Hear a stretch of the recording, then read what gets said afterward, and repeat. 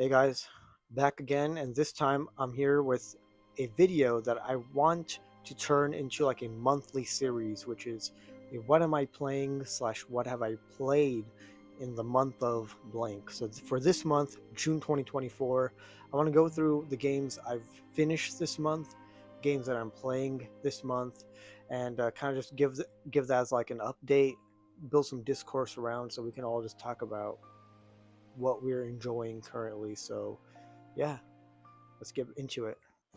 So I love Dragon Quest 11. I picked it up a couple of years ago and I got to the final boss and I never beat the final boss. So this is one issue with me.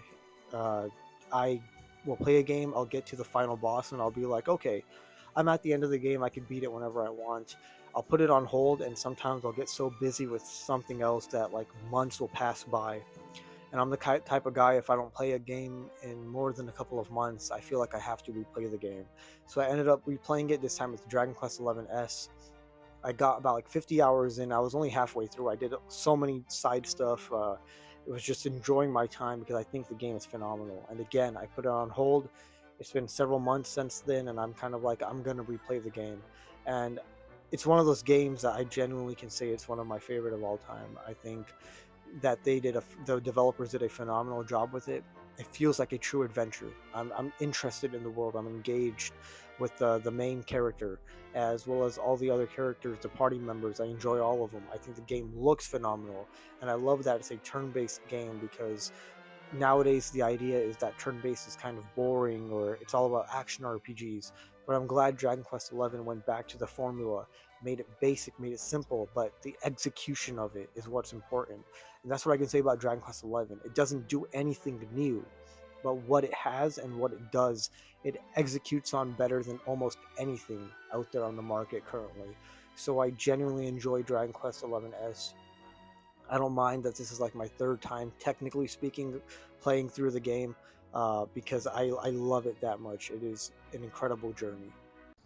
So Final Fantasy 16 is a game I wasn't even planning on buying when it first launched, but the game came out with the PS5 bundle, and so I brought it the day it came out. Funny enough, and I was looking for an excuse to buy the PlayStation 5 anyways.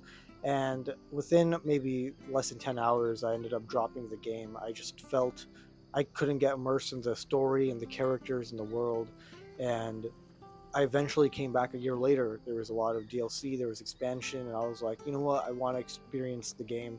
I love the series.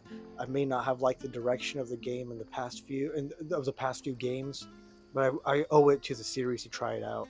And I'm kind of glad I did because I've enjoyed what I've played thus far. I'm about halfway through with the game, and the combat system is just amazing. Done by the same man who worked on the Devil May Cry series.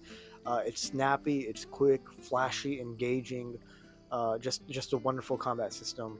And the best way I could describe FF16 thus far is it's a phenomenal soundtrack that happens to come with a pretty good game.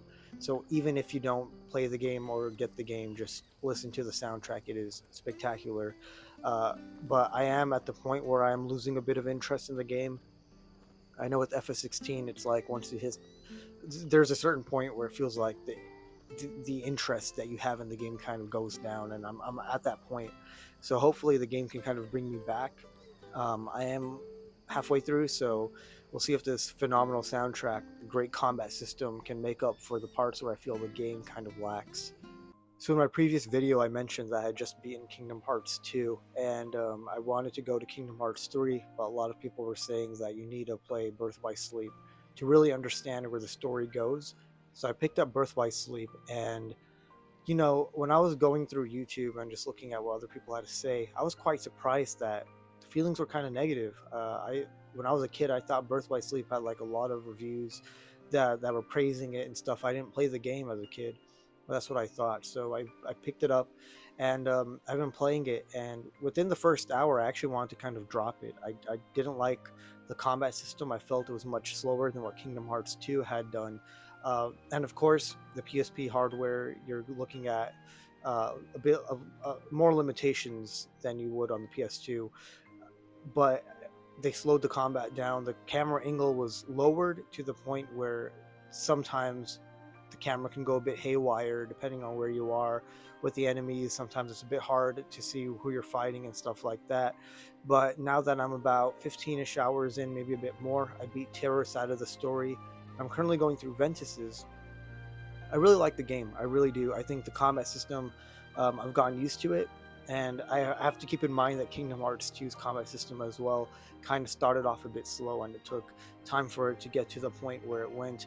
So I was being a bit harsh on Birth by Sleep, anyways.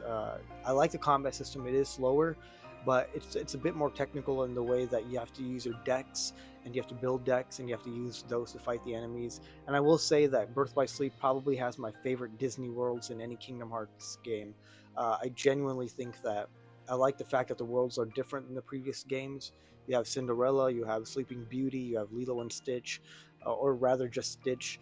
I really like it, and it's better than like in Devil May Cry 4. You replay the same levels with Dante and Nero, exactly the same with a few cutscenes here and there. But in Birth by Sleep, you redo the worlds with the three different characters, but they add different stuff. There's different places to explore and stuff like that. So thus far, I've been enjoying Birth by Sleep quite a bit.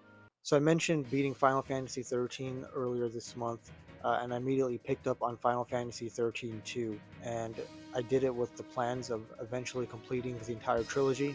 And when it comes to 13.2, I think it improved on the base 13 in some ways, but I also think it kind of took a step back in other areas as well.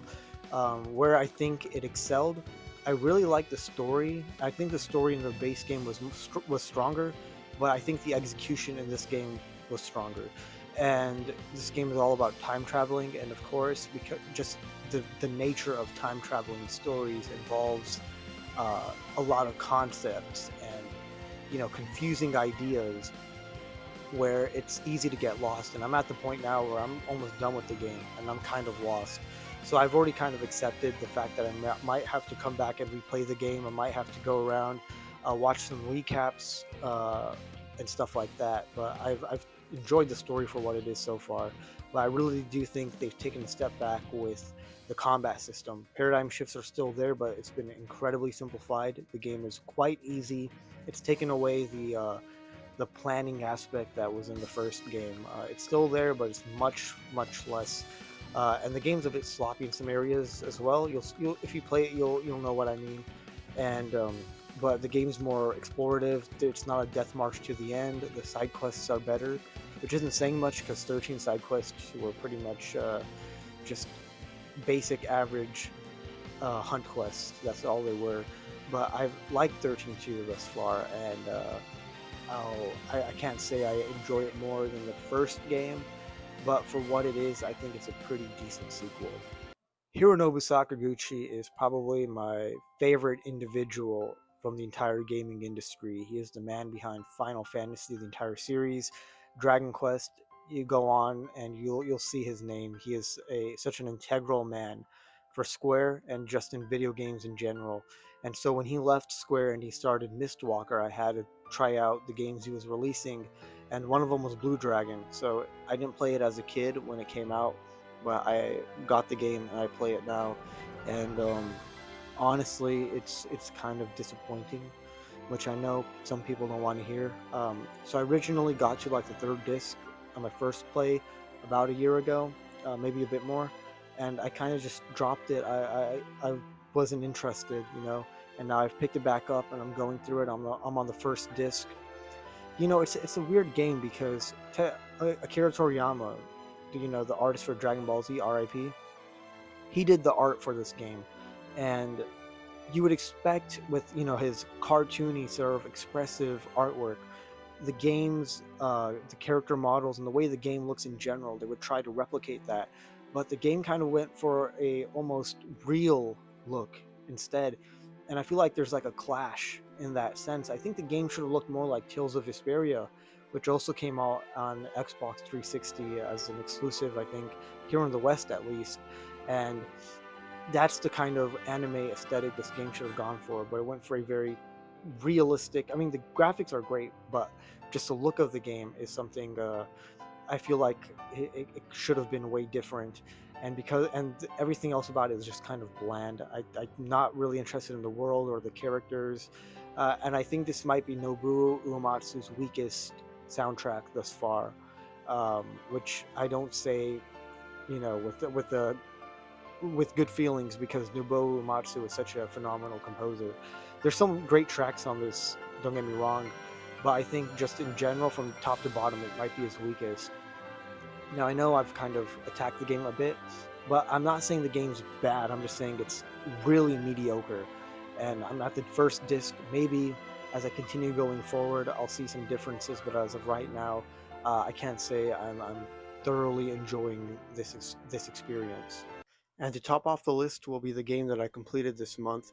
So I was under the impression that I'd finished Final Fantasy 13 in June, but it turns out that it was actually in the end of May, so I kind of got those dates mixed up. So the only game that I actually finished in this month of June was Kingdom Hearts 2 Final Mix, which I've already made a video on, so go check that out. I kind of gave my opinions there, but I really enjoyed it.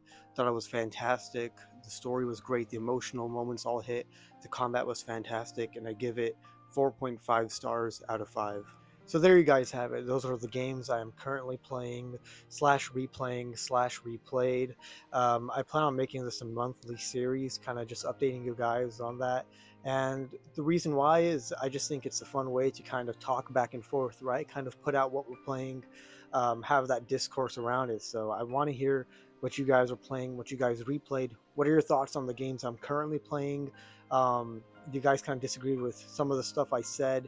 And of course, one of the fun things about, let's say, replaying a game, for example, is you find new reasons to love a game that you played originally, right? So, of course, if you're replaying a game, I love to hear people talk about those and how those experiences change when they replay it as well. So, any of all that, tell me in the comments, and I will see you in the next one.